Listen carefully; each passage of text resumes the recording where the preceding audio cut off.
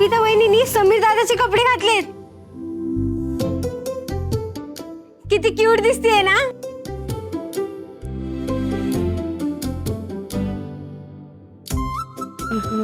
अगं बाई, लक्षातच नाही आलं आपल्या.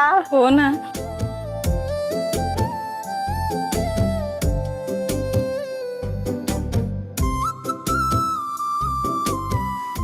थांबा मी उचलतो. तुमची कंबर आत्ताच बरी झाली.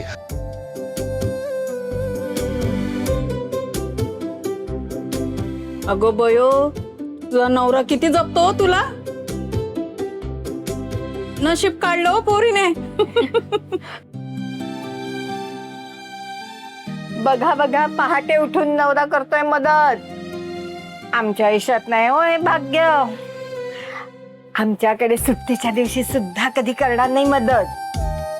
त्यांना माहितीही नसतं बायको कधी पाणी भरते ते.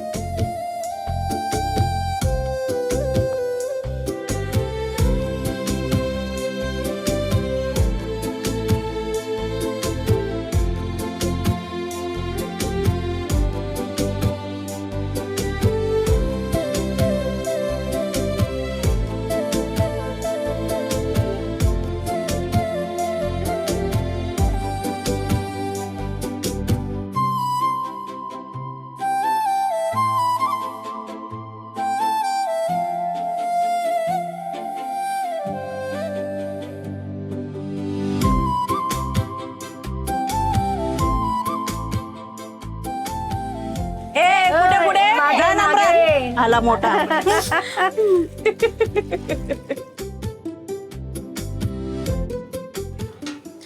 आजी थांबा, हे पाणी घ्या. थांबा थांबा थांबा.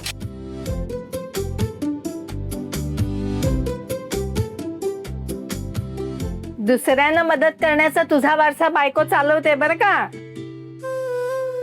भाग्यवान आहेस हो.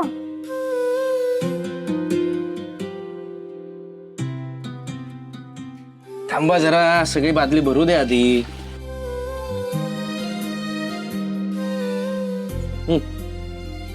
चला मी लिहून देतो. अरे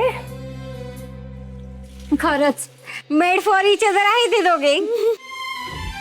made for each other. Made for each other. पण आम्ही तर मित्र म्हणून एकत्र आलोत. खरंच असं असेल?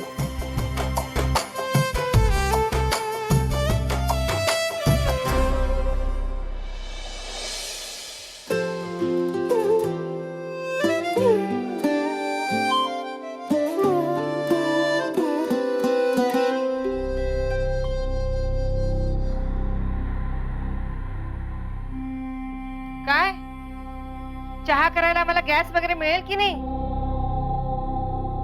की ही दुनियादारी बघत राहायची आम्ही.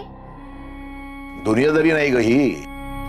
ह्यातून जे पैसे मिळणार आहेत ना, त्यातून घर चालणार आहे आपलं. चहा गरम करून ठेवलाय की तोही कप हातात द्यायला हवा. अर्पिताने सवय लावली होती ना चहाचा कप हातात द्यायचा, म्हणून विचारतो.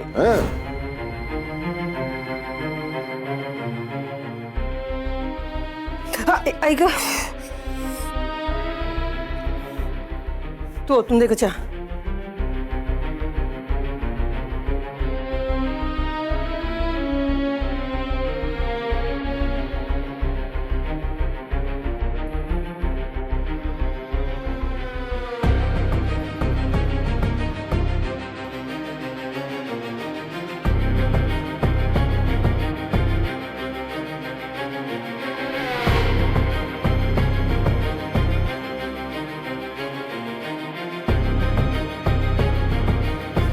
शेवटी तुमच्या मुलीने आपल्याला तिच्या लायकीवर आणून ठेवलं.